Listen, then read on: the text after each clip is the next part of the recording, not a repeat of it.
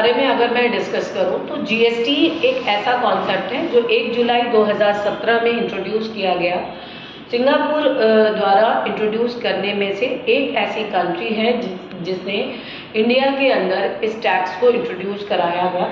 और इस पूरे टैक्स के अंदर हम लोगों ने देखा कि एक स्लोगन भी रचा जिसमें one country one market one tax का कॉन्सेप्ट आता है। जीएसटी के अंदर अगर मैं बात करूं तो full form is the GST is the goods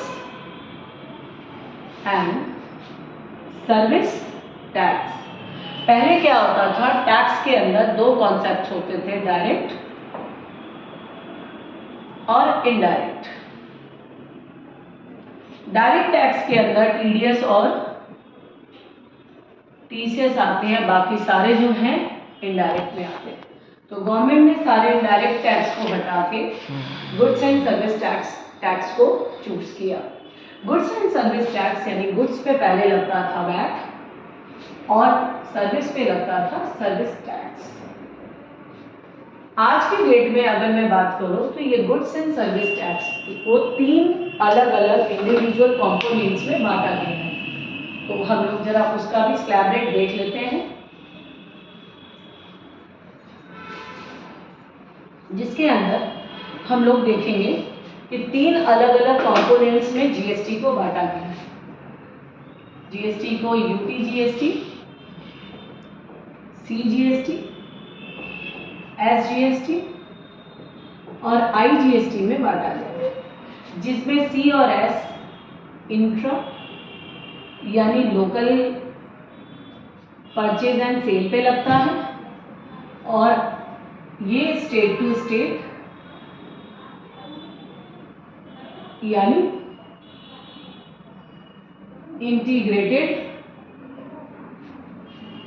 integrated goods and service पे लगता है। तो ये परचेज एंड सेल पे लगता है।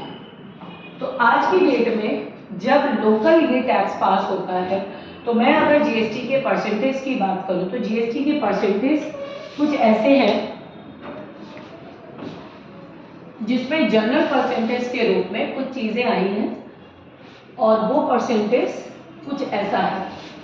अगर मैं बात करूं परसेंटेज के बारे में तो GST percentage 0% dairy and baby products पे लगाया गया।